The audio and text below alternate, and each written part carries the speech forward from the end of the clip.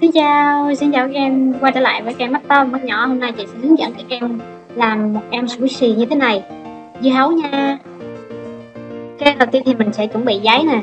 Chị sẽ có một mảnh giấy ngang 7 cm, dài 20 cm và một mảnh giấy 7 cm, 10 cm và một mảnh giấy có bán kính, hai mảnh giấy có bán kính 10 cm. Sau đó chị sẽ tô màu và dán băng keo.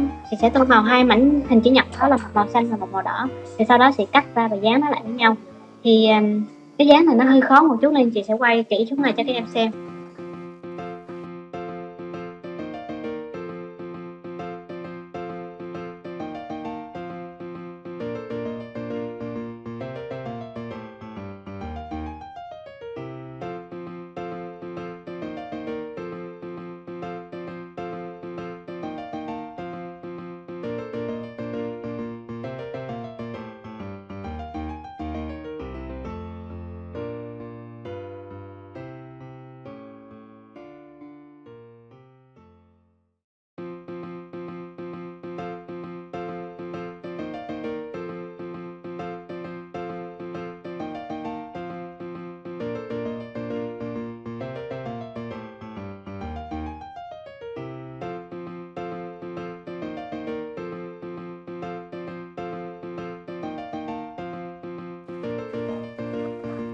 Sau khi dán xong hình chốt như này của dưa hấu thì chị bắt đầu sử dụng cái hình vòng cung hồi nãy, hai cái hình vòng cung đó, thì chị sẽ cắt bằng với lại cái miếng dưa hấu của chị và chị sẽ dán nó lại với nhau.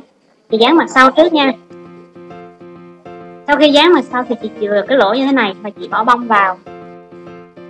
Khi bỏ bông xong thì chị sẽ lấy mặt còn lại dán lên. Và còn lại thì chị sẽ trang trí mắt mũi miệng cho em sushi của chị trông dễ thương hơn. Và chị đã cũng dán lại.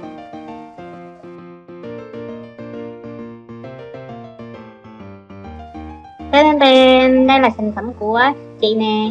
Mình cùng thử độ chậm tăng của nó như thế nào nha. Những cái hạt màu đen là hạt của dưa đấy.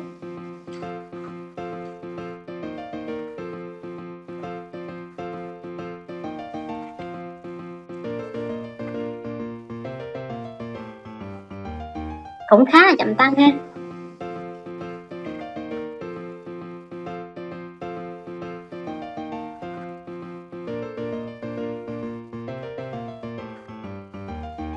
Ok, bây giờ thì chị chào tạm biệt em và nhớ đăng ký kênh của chị nha. Bye bye.